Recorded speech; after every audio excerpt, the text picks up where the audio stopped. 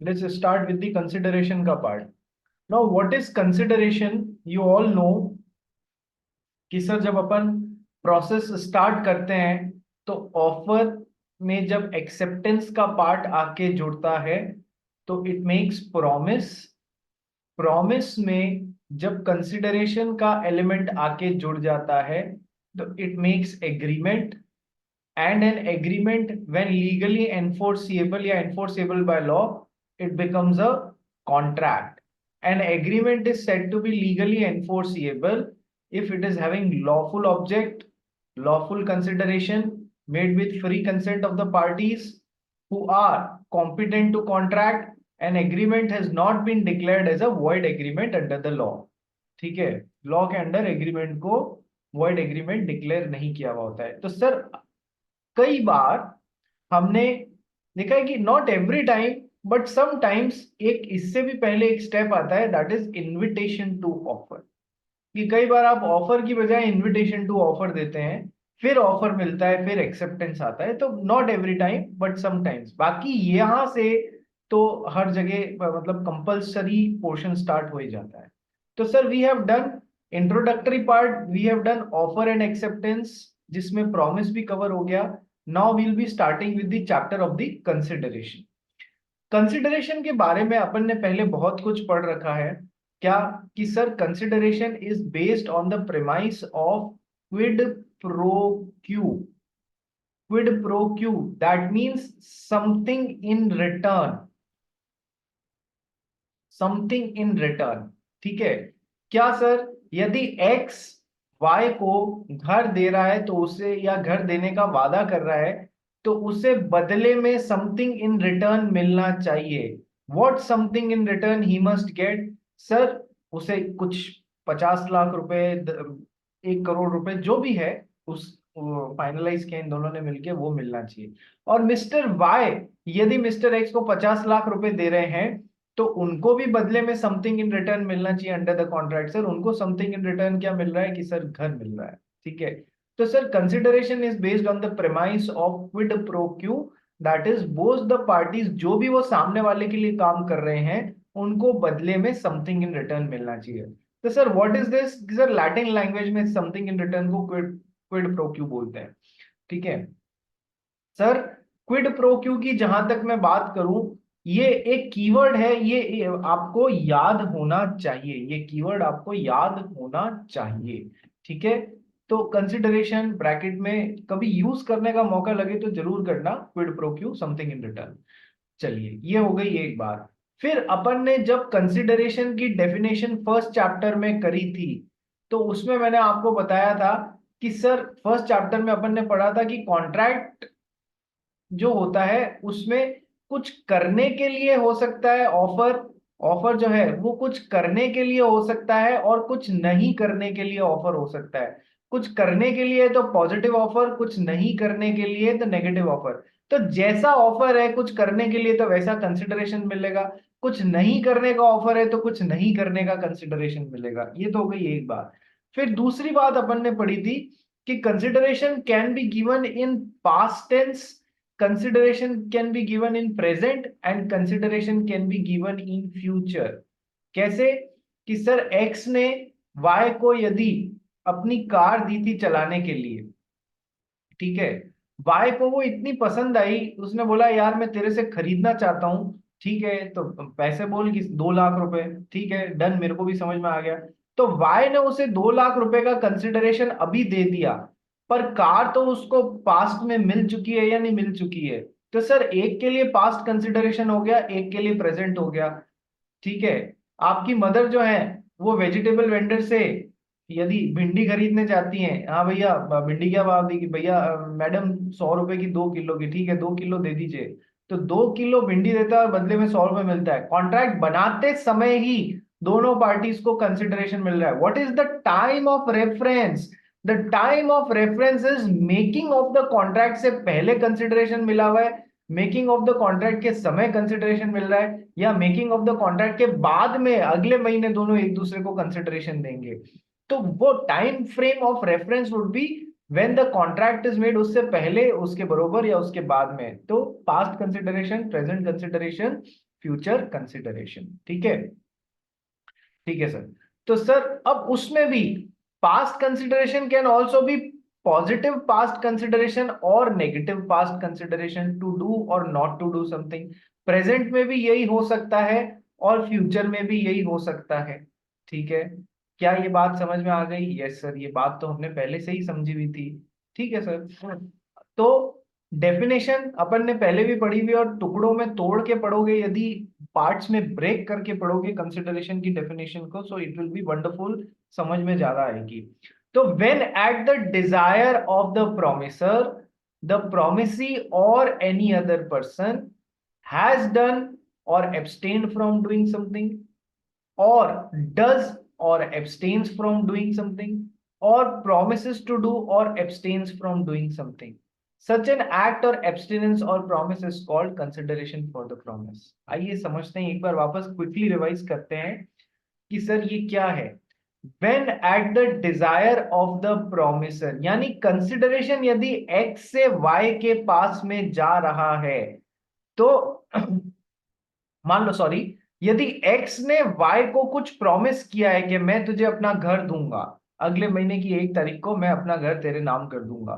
ठीक है, तो x क्या कौन हो गया सर? प्रॉमिसर।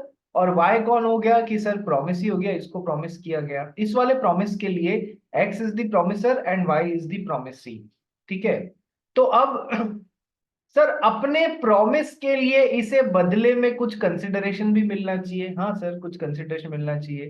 तो ये कंसिडरेशन जो इस तक आ रहा है, ये इसकी इच्छा पे मिलना चाहिए, खुद मिस्टर एक्स की डिजायर पे मिलना चाहिए। ठीक है, so when at the desire of the promisor, पहली लाइन का मतलब समझ में आया? When at the desire of the promisor, यानी कि एक्स ने वाई को कुछ करने का प्रॉमिस किया था, तो ही इज द प्रोमिसर। तो इसे बदले में, प्रॉमिस करने के बदले में या कुछ करने के बदले में वापस कुछ कंसिडरेशन मिलना चाहिए। हाँ सर, मिलना चाहिए। तो सर वो कंसिडरेशन इसकी खुद की डिजायर पे इस तरफ आना चाहिए। इस पे पूरा एक केस लॉ आएगा जो कि लैंडमार्क केस है, जो कि हम पढ़ेंगे। ठीक है, थोड़ा सा टिपिकल है, कंफ्यूज होने की जरूरत नहीं है, जैसा मैं बताऊं वैसा फ्लो करना उसमें। So when consideration must move at the desire of the promisor. मान लो कॉन्ट्रैक्ट जो बन रहा है या एग्रीमेंट जो बन रहा है वो मेरे और करण फारिया के बीच में बन रहा है। उसमें मुझे जो मिल रहा है वो मेरी इच्छा से नहीं और नेतन रिबेरियो की इच्छा से मुझे मिल रहा है। तो क्या वो मेरे लिए अच्छा कंसिडरेशन हुआ? Is it moving at my desire? समझने की कोशिश करो। नेतन रिबेरियो, नेतन रिबेरियो सो गया क्या? चला गया? ठीक है, समझने की कोशिश करो। अरे मुकुंद, लेट कैसे आ रहा है? यार मैं टाइम पे आया था। टाइम पे ही आ गया? अच्छा, महक 2-4 मिनट लेट हो गई है। पूंजी जैन, रोहन, सब एक एक करके ज्वाइन कर रहे हो, कहाँ चले गए तेरे? स्टॉक मार्केट खेलते हो क्या कि 3:30 के बाद में हम 5 मिनट लगेगा हमको सर सेटल होते हुए? हमारे बहुत बड़े बड़े पोर्टफोलियोज हैं जिनको हमें संभालना पड़ता है डेली। ऐसा है क्या? हम्म। नहीं सर, ऐसा कुछ नहीं, बहुत ही बुरा जोक, गंदा जोक मारते हो आप। आ जाओ। When at the desire of the promisor, तो इसका पूरा कंसेप्ट समझ में आ गया कि मैंने करण फारिया को कुछ देने का प्रॉमिस किया है, तो बदले में जो मुझे मिलना चाहिए वो वो मेरी इच्छा पे मिलना चाहिए। मुकुंद या नेतन रिबेरियो की इच्छा पे मिलेगा तो वो काम का नहीं है, वो वैलिड कंसिडरेशन नहीं है। और जब वैलिड कंसिडरेशन नहीं होगा तो ये इतना चिंदी सा पॉइंट है जिसके ऊपर कॉन्ट्रैक्ट खत्म, मतलब कॉन्ट्रैक्ट नहीं बना, अपन ये बोल सकते हैं, क्योंकि उसमें कंसिडरेशन की सारी बातें फॉलो नहीं हुई है।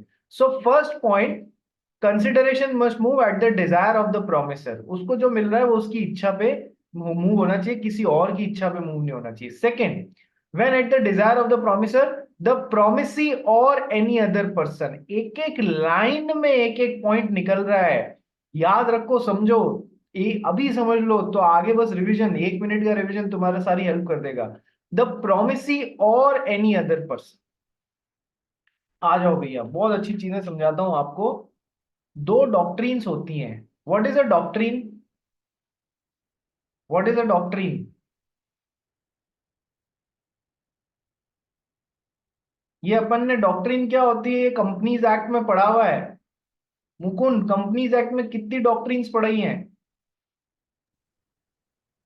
डॉक्ट्रिन ऑफ इंडोर मैनेजमेंट एक पढ़ा था।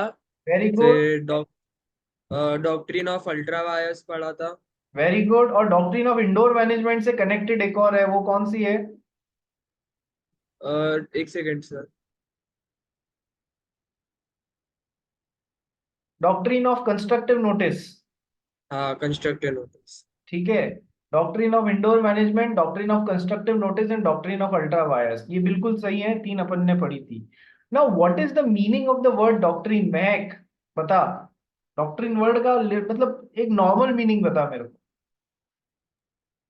पर ऐसा कुछ जो चेंज मतलब नहीं हो सकता है। Established principle which we don't need to challenge now. Established principle of science is sun rises in the east. क्या अब इसे अपने को चैलेंज करने की जरूरत है क्या? नहीं sir. The earth revolves round the sun, पहले तो यही चैलेंज होता रहता था कि सन अर्थ की चारों तरफ रिवॉल्व कर रही है या फिर अर्थ सन के चारों तरफ कर रहा है, इसी में चैलेंज में पड़े रहते थे। अभी एस्टैब्लिश हो चुका है, अब इसको कोई चैलेंज करने की जरूरत नहीं है। So the doctrine is in law, doctrine means establish principle of law. ठीक है। तो अब अपने को इस चैप्टर में कॉन्ट्रैक्ट में दो डॉक्ट्रिन्स पढ़नी है। चैप्टर नंबर ये जो है ना आपका थर्ड कंसिडरेशन वाला, एक तो है doctrine of privity of contract. Doctrine of privity of contract, ये क्या बोलता है? प्रीविटी में एक वर्ड आ रहा है प्राइवेट। यस, समझाने के लिए बोल रहा हूं, ऐसा लिखना मत, ठीक है। प्रीविटी में एक वर्ड आता है प्राइवेट।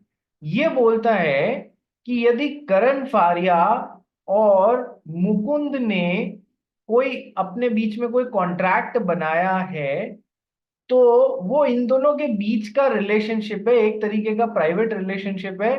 थर्ड पार्टी को कोई अधिकार नहीं है इसे जाके कोर्ट में एनफोर्स कराने का। ये बात मैंने आपको पहले भी बताई हुई है, ठीक है, बस आज इसका नाम मैंने आपको बता दिया, doctrine of privity of contract. कैसे? एग्जाम्पल से समझते हैं। करण फारिया ने मुकुंद को 10 लाख रुपए उधार दिए थे और इनमें यह तय हुआ था 1 साल बाद, 1 साल बाद मुकुंद जो है वो करण फारिया को 11 लाख रुपए ब्याज समेत लौटाएगा। ठीक है साहब, 1 साल का टाइम गुजर गया, ठीक है, और पैसे लौटाने का समय आया पर मुकुंद ने पैसे नहीं लौटाए। तो महक जो सॉरी तो इस सामने वाली पार्टी मुकुंद को कोर्ट में ले जाने का राइट किसका होगा सर? अपोजिट पार्टी का राइट होगा, करण फारिया का होगा। कोर्ट में इस कॉन्ट्रैक्ट को एनफोर्स कराने के लिए ले जाएगा। तो सर कौन ले जा सकता है? जो पार्टी टू दी कॉन्ट्रैक्ट है वो ही ले जा सकता है। अब मान लो करण फारिया तो गया नहीं कोर्ट में, लेकिन इसकी फ्रेंड महक को बड़ी चिंता है कि यदि ये कोर्ट में नहीं जाएगा तो मुकुंद वैसे ही पैसे नहीं लौटाएगा तो मेरे दोस्त के 11 लाख रुपए खराब हो जाएंगे। तो महक की जैसी आदत है, महक ने कोर्ट में केस फाइल कर दिया। क्या कोर्ट में केस फाइल कर दिया? मेरा दोस्त है करण फारिया, उसने मुकुंद को पैसे उधार दिए थे, वापस 11 लाख रुपए मिलने थे जो नहीं वो दे रहा है, कृपया आप मेरे दोस्त करण फारिया को उसके पैसे दिलवाएं। ठीक है, ऐसा करके महक ने कोर्ट में केस फाइल कर दिया। कोर्ट सबसे पहले पूछेगा हु आर यू, आपका इस कॉन्ट्रैक्ट में क्या लेना देना है? वो बोले कोई कुछ लेना देना, क्या आप कोई पार्टी है? नहीं सर मैं कोई पार्टी नहीं हूं, मैं तो just one of the parties की फ्रेंड हूं। ठीक है। तो कोर्ट यही बोलेगा तो फिर आपको इंटरफेयर करने का राइट किसने दिया? इस एग्रीमेंट को, इस कॉन्ट्रैक्ट को कोर्ट में एनफोर्स कराने का राइट किसने दिया? कि सर किसी ने नहीं दिया। करण फारिया के बिहाफ पे मैं उसकी वेल विशर हूं इसलिए मैं कर रहा हूं। कोर्ट कहेगा ये केस पहली तारीख पे ही उठ जाएगा क्योंकि ये केस ऐसे आदमी ने, ऐसे व्यक्ति ने फाइल किया है जिस जिस जो who is not a party to the contract, या फिर जिसका केस से कुछ लेना देना नहीं है, जिसका इस सिचुएशन से कुछ लेना देना नहीं है। तो इसको क्या बोलेंगे हम? मैं को थर्ड पार्टी, थर्ड पार्टी वो who is not a party to the contract, ठीक है, और जिसका इस कॉन्ट्रैक्ट में कोई इंटरफेरेंस नहीं चलेगा, इसको एनफोर्स कराने में कोई इंटरफेरेंस नहीं चलेगा। So doctrine of privity of contract says that the contract is a sort of private relationship between parties who are making it, Mukund and Karan Faria, and the third party cannot enforce that contract into the court of law। ठीक है, समझ में आ गई doctrine of privity of contract क्या होता है, establish principle of law. मान लो अपन कहते हैं ना, मान लो दो जने बात कर रहे हैं, मैं मजाक की सेंस में सेम चीज समझा रहा हूं आपको। मान लो दो जने बात कर रहे हैं, महक और पूंजी जैन बात कर रही है, बीच में मुकुंद आता है और इंटरफेरेंस करने लग जाता है, तो अपन उसको मजाक मजाक में बोल देते हैं या नहीं, तू बीच में क्यों पढ़ रहा है, तू बीच में क्यों पंचायती कर रहा है, ठीक है। तो वही एग्जैक्टली रूल है, वही रूल है, बस लॉ में उसको एक डॉक्ट्रिन बना दिया है, जिन दो का काम है उन्हीं को निपटना होगा आपस में, तीसरा पार्टी इंटरफेयर नहीं कर सकता है।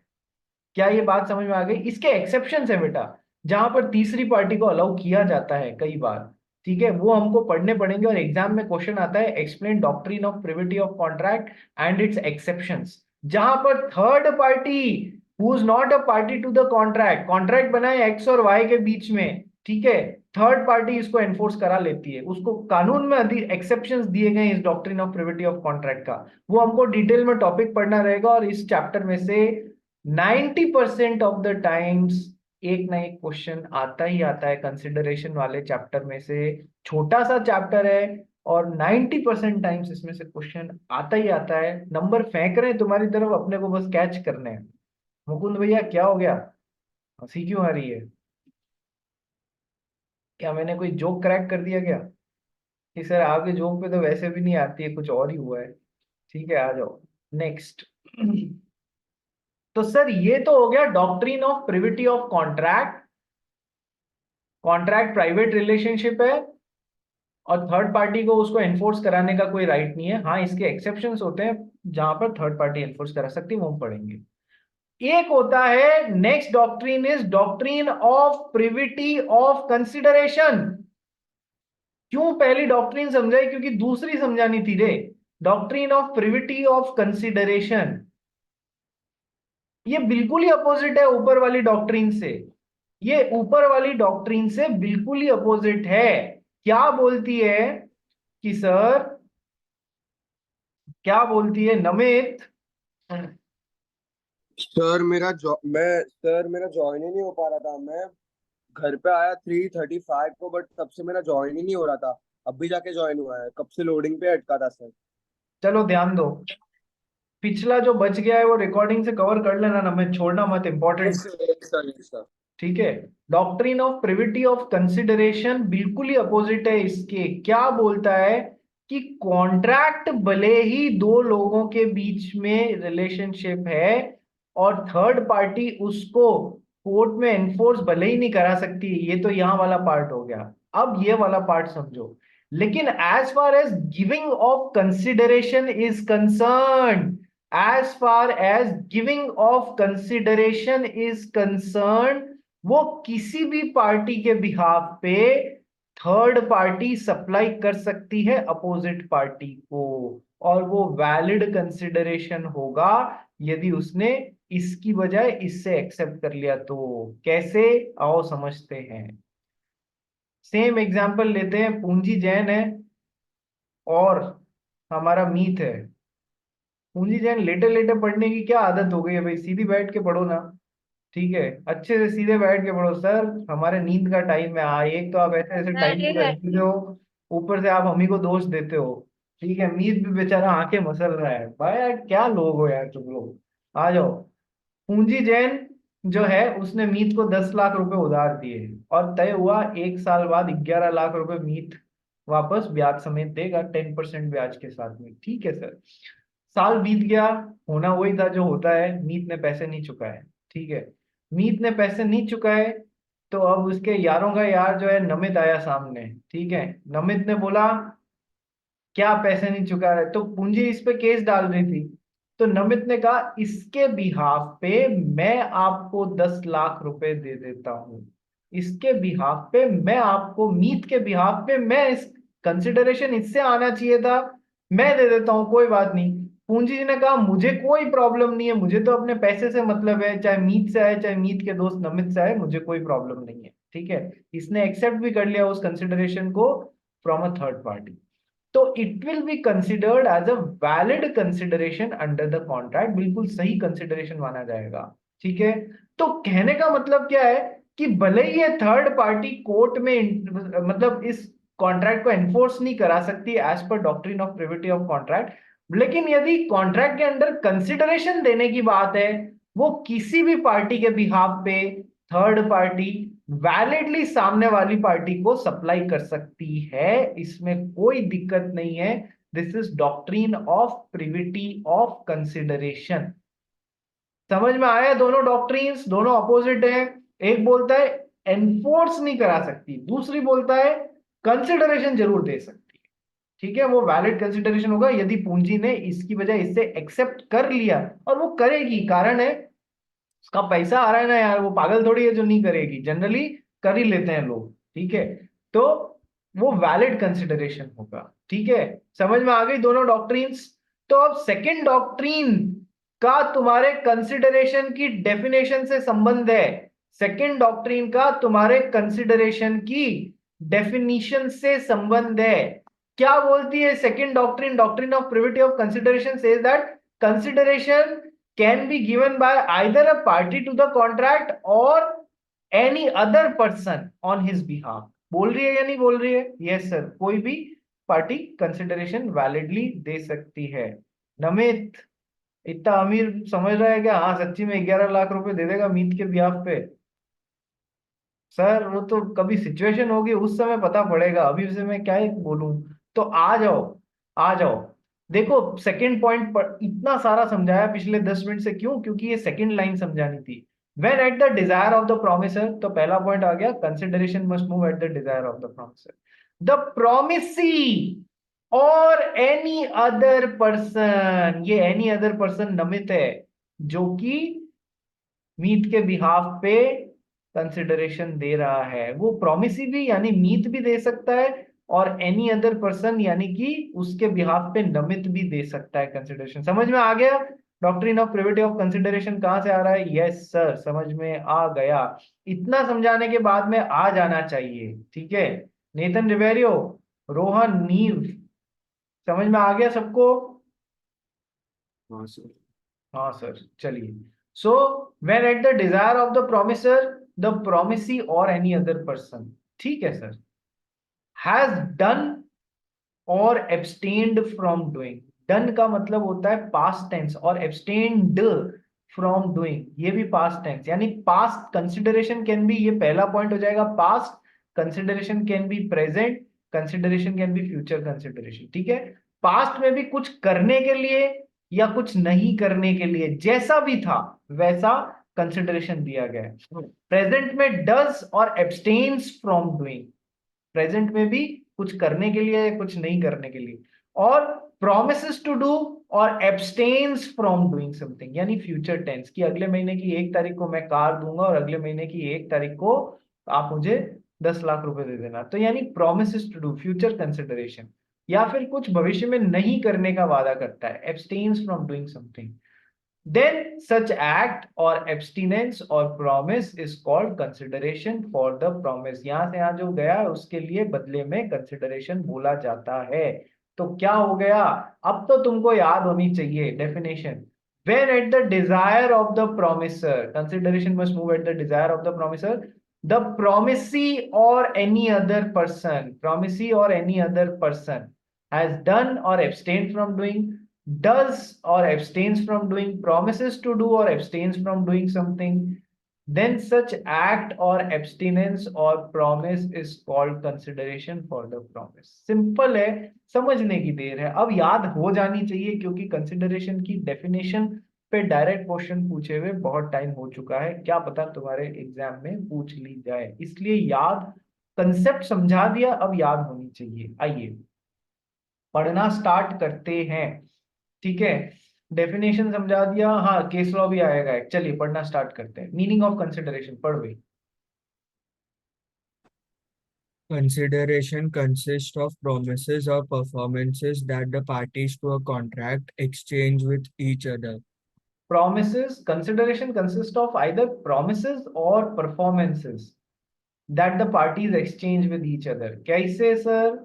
कि सर ऐसे, या तो पार्टीज आपस में प्रॉमिस फॉर प्रॉमिस एक्सचेंज कर रही है, मैं तुझे अगले महीने को कार दूंगा और अगले महीने तू मुझे 10 लाख रुपए देना, promise getting exchange for another promise अगले महीने की 1 तारीख। या फिर परफॉर्मेंसेस, ये पकड़ कार और ये पकड़ 10 लाख, ठीक है, परफॉर्मेंस भी साथ की साथ दे दी, तो consideration Consideration consists of either promises or performances that the parties to a contract exchange with each other. Exchange means something in return. ठीक है, आ जाओ next. Next. For a valid contract, there should be a quid pro quo, that is something in return. ये तो अपन ने पढ़ा ही है. Consideration is based on the premise of quid pro quo. Next. Consideration may consist some benefit, right, or profit to one party, or some detriment, loss, or forbearance to the other. देखो, simple language में समझना है इसको. जब मैं आपके लिए कुछ कर रहा हूं तो बदले में मुझे कुछ कंसिडरेशन मिलना चाहिए. मैं आपको घर दे रहा हूं तो बदले में आप मुझे 1 करोड़ रुपया दे रहे हैं. तो ये जो आपके लिए फायदा है, ये इसके लिए 1 करोड़ नुकसान है. तो जो एक के लिए फायदा है वो दूसरे के लिए नुकसान है, जो एक के लिए फायदा है वो दूसरे के लिए नुकसान है. तो एक पार्टी का कोई बेनिफिट है, कोई राइट है, कोई प्रॉफिट है, दूसरी पार्टी का वही डेट्रीमेंट या लॉस या फॉरबियरेंस है. ठीक है, next. No consideration means no contract. अरे भैया, ये भी शानदार है चीज है. क्यों शानदार है? कि सर ये तो अपन ने पढ़ा हुआ है, जब तक कंसिडरेशन का एलिमेंट नहीं आएगा दोनों पार्टीज के लिए, consideration for both the parties must be present under the contract. तो हम बोलेंगे एक भी पार्टी के लिए गायब हो गया तो हम बोलेंगे देयर इज नो कंसिडरेशन. ठीक है. And no consideration for both the parties means no contract. कोई कॉन्ट्रैक्ट बन ही नहीं सकता. क्या ये नो कंसिडरेशन नो कॉन्ट्रैक्ट समझ में आ गया? Yes sir. लेकिन सर समझने वाली बात क्या है सर एंड मैम्स, दैट इसके एक्सेप्शंस हैं. इसके एक्सेप्शंस हैं जिन पे क्वेश्चंस बनते हैं. No consideration no contract. Define also explain the exceptions. अरे बाप रे, आ जाओ सारे एक्सप्लेनेशन एक्सेप्शंस एक्सप्लेन करो. So there are certain exceptional cases जहां पर मिस्टर एक्स ने मिस्टर वाई को कंसिडरेशन दिया, मिस्टर वाई से वापस मिस्टर एक्स को कोई कंसिडरेशन नहीं भी जा रहा है, तो भी कानून में लॉ में उसको वैलिड कॉन्ट्रैक्ट बनाया बताया हुआ है. इस सिचुएशन को कैसा क्वेश्चन आएगा ऐसी पे? या तो डायरेक्ट क्वेश्चन आ जाएगा explain the exceptions to the rule no consideration no contract, या फिर एक सिचुएशनल केस स्टडी दे देंगे आपको और फिर आपको दिमाग लगाना होगा कि यार ये तो वन ऑफ द एक्सेप्शंस में आ रहा है इसलिए ये वैलिड कॉन्ट्रैक्ट बन रहा है. दोनों में से कैसा भी आ सकता है, ध्यान रखना. ठीक है, तो इस पे भी एक क्वेश्चन और उसके एक्सेप्शंस बनेंगे और आते हैं इनमें से क्वेश्चंस. एग्जांपल पढ़ भाई. A agrees to sell his house to B for rupees 10 lakhs. Here A will get rupees 10 lakhs in exchange for his promise to sell his house and B will get house. Example बहुत ही चिंदी सा और simple सा है. अब तक तो तुम लोग ने ऐसे हजारों एग्जाम्पल कर लिए. आ जाइए अपन करते हैं एसेंशियल एलिमेंट्स और लीगल रूल्स. एसेंशियल एलिमेंट्स और लीगल रूल्स और requirements of a valid consideration. एक सही कंसिडरेशन के लिए क्या क्या 5-6 बातें जरूरी हैं. आइए पढ़ना स्टार्ट करते हैं. फर्स्ट पढ़ भाई. Consideration must move at the desire of the promisor. बता दिया है आपको, डेफिनेशन से ही निकाल के केस लॉ डिटेल में अभी पढ़ लेंगे. Second, Consideration may move from promisee or any other person. Definition में बता दिया ना, मीत से या नमित से किसी से भी आ सकता है. यदि सामने वाली पार्टी ने किसी से भी एक्सेप्ट कर लिया तो वो valid consideration. Third, Consideration may be past, present, or future. समझाया हुआ है. Point number 4, Consideration need not be adequate. आ जाओ. ये नई बात आई है सर, ये आपने अभी तक ना बताई. Consideration need not be adequate. बहुत ध्यान से समझना, बहुत ध्यान से समझना कि सर एक्स ने वाई को ऐसा बोला कि सर ये मेरा फ्लैट है 1500 स्क्वायर फीट का. ठीक है, ये मैं आपके नाम करता हूं और आप बदले में मुझे 100 रुपए दे दें. सुन के शौक लग रहा है या नहीं लग रहा है? सर 100 रुपए में कौन सा फ्लैट आता है? ऐसे तो मैं धन्ना सेठ हो जाऊंगा. 100 रुपए में पता नहीं 100 रुपए में कितने सारे फ्लैट खरीदूंगा. सर जरूरी बात क्या है कॉन्ट्रैक्ट बनाते समय दोनों पार्टीज को कुछ ना कुछ कंसिडरेशन मिलना चाहिए। कॉन्ट्रैक्ट बनाते समय दोनों पार्टीज को कुछ ना कुछ कंसिडरेशन मिलना चाहिए, ये एक रूल है। Both the parties must get some consideration under the contract. If both are not getting, no consideration means no contract. ठीक है, केवल इस रूल को पूरा करने के लिए वाई से एक्स को 100 रुपए दे दिए गए हैं कि आपको भी तो मिल रहा है, आपने मेरे लिए ये किया तो मैं भी तो आपको दे रहा हूं, 100 रुपए दे रहा हूं ना। अरे हाँ यार। So what is the requirement?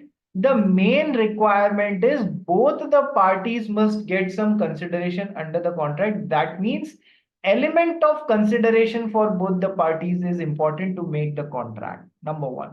But quantum of consideration is immaterial as far as making of contract is concerned. यानी कि क्वांटम में एक वर्ड आ रहा है ना, क्वांटिटी, कितनी क्वांटिटी दी गई है वो उससे हमें कोई लेना देना नहीं है। उससे लेना देना तब आएगा बेटा जब हमको ये जांचना होएगा कि किसी ने हमारे से जबरदस्ती कॉन्ट्रैक्ट तो नहीं बनवाया है। उस एस्पेक्ट पे कभी कोर्ट को पॉन्डर अपॉन करना होगा ना कि कनपटी पे बंदूक रख के जबरदस्ती कंसेंट तो नहीं ली है। वो एस्पेक्ट देखने में काम आएगा कि फ्री कंसेंट है या नहीं है। लेकिन कंसिडरेशन का चैप्टर और एलिमेंट जब तक है कि sir what is the basic requirement, the basic requirement is कि सर कंसिडरेशन का एलिमेंट होना जरूरी है दोनों पार्टीज के लिए कंसिडर कॉन्ट्रैक्ट बनाने के लिए। लेकिन क्वांटम ऑफ या क्वांटिटी ऑफ कंसिडरेशन की कितना कंसिडरेशन दिया है ये कॉन्ट्रैक्ट बनने के लिए क्वेश्चन के लिए इममटीरियल है। बस एलिमेंट होना जरूरी है, क्वांटिटी से हमें कोई मतलब नहीं है। 1500 स्क्वायर फीट 100 रुपए में दिया, नहीं समझ में आ रहा है पर ऐसा ही रूल है। और इस चीज को पूरा करने के लिए 100 रुपया 1 रुपया इतने में जमीन अलॉट कर देते हैं कई बार। समझो, ये मैं आपको रियल लाइफ एग्जांपल बता रहा हूं। राजस्थान में एक नेशनल लॉ यूनिवर्सिटी है। आपने 5 ईयर लॉ कोर्सेज करा दी इन लॉ यूनिवर्सिटीज के बारे में सुना है? नेशनल लॉ यूनिवर्सिटीज हैं इंडिया में, टोटल 26 हैं, आई थिंक अराउंड 26 हैं। ठीक है, जो 12th के बाद में 5 ईयर लॉ कोर्सेज कराती हैं, जिसका एडमिशन क्लैट के थ्रू होता है। सुना है आपने? Common law admission test. ठीक है, जैसे आप लोग देते हो ना सीए फाउंडेशन, वैसा एक क्लैट का एग्जाम होता है, कॉमन लॉ एडमिशन टेस्ट। ठीक है सर। तो सर अब राजस्थान सरकार से जमीन मांगी गई नेशनल लॉ यूनिवर्सिटी के बोर्ड के द्वारा कि आप हमको कृपया जमीन उपलब्ध कराएं। तो राजस्थान गवर्नमेंट ने एक जगह सेलेक्ट करी कि यहाँ पर 55 एकर्स ऑफ लैंड अवेलेबल है, आप ले लीजिए हमसे। ठीक है, ले लेते हैं। कि सर लेने का तरीका क्या रहेगा? राजस्थान सरकार बोले हम आपको डोनेट कर देते हैं, ये नेशनल लॉ यूनिवर्सिटी के लिए जमीन हम आपको डोनेट कर देते हैं। कोई और यूनिवर्सिटी के लोग होते, साइंस यूनिवर्सिटी है तो हाँ सर डोनेट कर दीजिए कोई दिक्कत नहीं, पर ये तो थे नेशनल लॉ यूनिवर्सिटी के लोग। लॉ का मतलब क्या है? वेल, कानून। ये क्या है, नसों में बहता है खून की तरह इन लोग के। उन्होंने कहा हम कोई भिखमंगे थोड़ी हैं जो डोनेशन लेंगे। बस भिखमंगे इन द सेंस, मैं समझाने के लिए कहानी ड्रॉ करने के लिए उन्होंने कहा नहीं हम डोनेशन नहीं लेंगे, हम आपसे परचेज करेंगे कॉन्ट्रैक्ट बना के, हम आपसे कॉन्ट्रैक्ट बना के परचेज करेंगे। तो राजस्थान सरकार बोली आपके पास में इतने पैसे हैं कि आप हमसे परचेज करेंगे कॉन्ट्रैक्ट बना के? हम तो डोनेट कर रहे हैं आपको फ्री ऑफ कॉस्ट।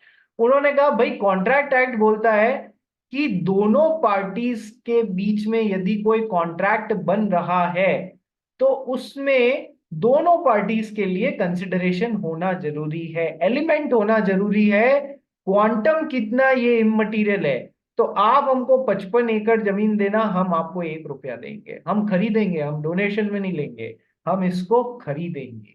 बात समझ में आ गई कैसे उन्होंने इस लॉ के ज्ञान को डोनेशन नहीं लेके और खरीदा हुआ बताया? हमेशा एक बात ध्यान रखना, जो खरीदी हुई चीज होती है उसका मजा अलग ही होता है rather देन डोनेशन में मिली हुई चीज के। ठीक है, तो they use the law for their benefit, क्योंकि लॉ की जानकारी थी। लॉ की जानकारी होगी तो 50 जगह पे आप लोग खुद को बचा ले जाएंगे। ठीक है, उल्टा खुद की बेनिफिट की बात करेंगे। So one consideration need not be adequate. इसी तरीके से एक दिन करण फारिया को मतलब फादर साहब बाहर गए हुए थे और करण फारिया की जो दादी जी थी वो एकदम सडनली बीमार पड़ गए। तो करण फारिया मिस्टर एक्स के पास में गए, क्या मैं आपको ऑफर देता हूं, आप मेरी रोलेक्स वॉच जिसकी मार्केट वैल्यू 10 लाख रुपए की है, मैं आपको 2 लाख रुपए में बेचने का ऑफर देता हूँ, मात्र 2 लाख रुपए में। और लेकिन बस बात यही है कि यदि ये वॉच आपको 2 लाख रुपए में खरीदनी है तो आपको दोपहर 12 बजे से मेरे को पहले 2 लाख रुपए कैश ला के देना होगा। तो सर बेच सकता है, इसकी घड़ी है, 10 लाख रुपए की चीज 20 हजार रुपए, 2 लाख रुपए, 20 रुपए में भी बेचना चाहे, ये वैलिड कॉन्ट्रैक्ट बनेगा इनके बीच में, क्योंकि दोनों पार्टी से अपोजिट पार्टी को कंसिडरेशन मिल रहा है। Element of consideration is necessary to make the contract, quantum not so important towards making the contract. Quantum of consideration will be important to judge whether free consent has come or not. ठीक है, उधर काम आएगा, यहाँ बनाने के लिए कोई दिक्कत नहीं आएगी। ठीक है, सेम सबको समझ में आया ये पॉइंट? बोलो नमित, नितिन रिबेरियो, महक, मुकुंद, मीत, कुंजी जैन, नीव, रोहन, सबको समझ आया? नीव कहाँ है भाई, वीडियो ही ऑन नहीं कर रहा है तू? नीव बाबा, सर एग्जाम देके थक गया हूँ सर, क्या करूँ सर? आ जाओ आ जाओ। तो सेम लिंक पे एक बार रिज्वाइन करो, फिर आगे के ये 3 पॉइंट्स और समझाता हूँ।